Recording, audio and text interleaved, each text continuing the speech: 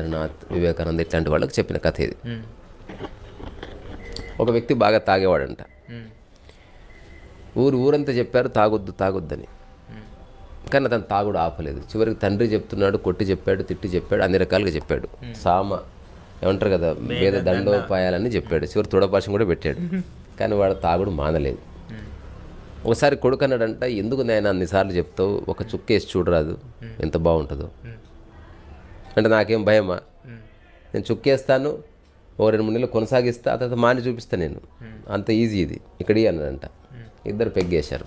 వేసిన తర్వాత ఒక 6 months అయింది. వాడు మంచిగా ఫుల్ మత్తులో ఉండి తండ్రి అన్నాడంట, చూడు కొడుక, నువ్వు మానితే లేకపోతే లేదు, కానీ నేను మాత్రం మానను, నాకు చాలా నచ్చింది అన్నాడు. సో ఒక్కసారి జీవితం యొక్క ఆ మధుపానం టచ్ అయిందనుకో, నువ్వు దాన్ని ఎట్లా మిస్ చేసుకుంటావు.